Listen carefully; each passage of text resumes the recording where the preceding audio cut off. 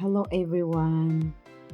Dito kami ngayon sa La Union kasi grabe ang nangyari dito ng signal number 4 kaya lahat ng kapitbahay namin halos lumipad yung mga bubong nila kaya kailangan naming mag-repack ng mga ibibigay natin sa kanila na relief. Siyempre kailangan natin ano ng bigas, yun ang pinaka-importante sa kanila.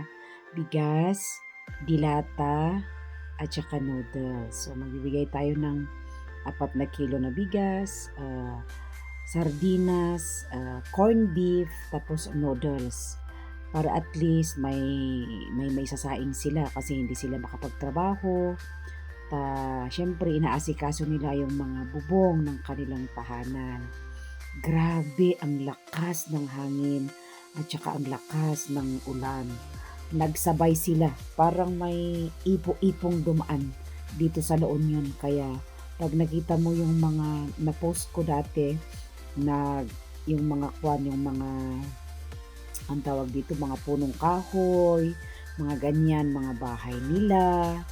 Ayan. So, grabe ang nangyari. Kaya, uh, naisipan namin na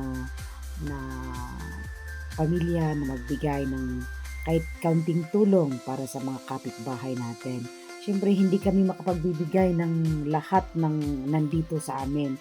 Kaya lang siyempre, ang inuna namin yung mga kapitbahay namin. So, ang total ng aming naiayos ngayon na bigas, dilat at saka noodles,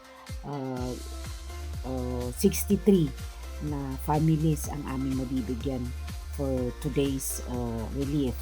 Kaya mag-antay-antay lamang sila. Iaayos pa namin and then in the afternoon, nagpakuha ako ng listaan sa barangay Kagawad dito sa amin, yung dating kapitan, para sila yung kumuha ng listahan ng mga kapitbahay naming na piktuhan ng kanilang mga tahanan. Kaya ayan, nag-aayos na kami. Kasama ko si Joanne, ang aking kasama dito sa bahay. So, nag-aayos na kami. Hindi na kami nagtawag kasi nag-aayos sila ng mga kanilang mga tahanan. Kaya sabi ko, kaya natin yan. I-impake na natin yan. Kaya, yun ang ginawa namin. So, nag-assist yung aking asawa at inaayos namin yung dapat na ayusin. So, from our company, Josh V Construction and Supply, magbibigay kami ng konting tulong dito sa aming mga kapitbahay. So, ano nyo kung ano man yung makakaya namin.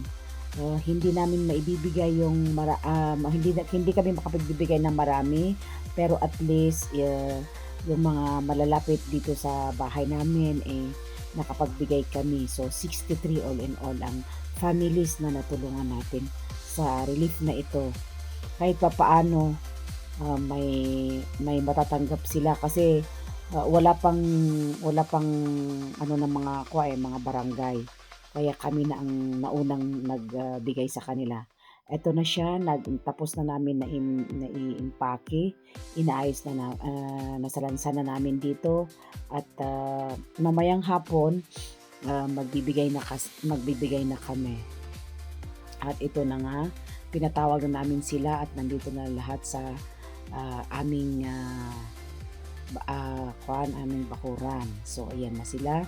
Nag-i-explain si Mister kasi hindi lahat mabigyan. Siyempre nakarinig sila ng relief, marami nang dumating, pero sabi ko nga sa kanila, yung mga kapitbahay lang namin na nakuhanan ng mga pangalan at nailista.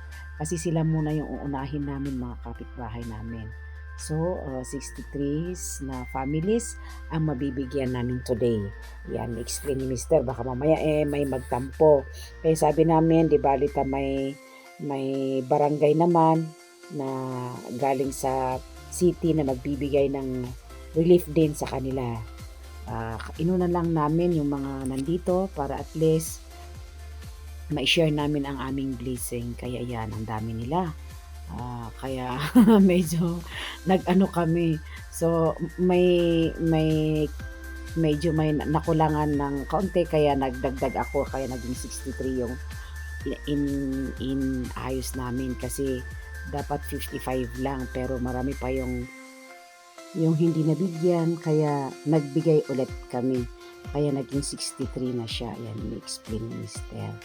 Sa mga hindi nabigyan, sorry, next time na lang. Ito naman yung aming mga empleyado na napektuhan din ng bagyo. Nagbigay din kami sa kanila kahit papaano. Cash naman ang binigay natin sa ating mga empleyado. Thank you for watching. Hanggang sa susunod na video. Thank you. Bye-bye.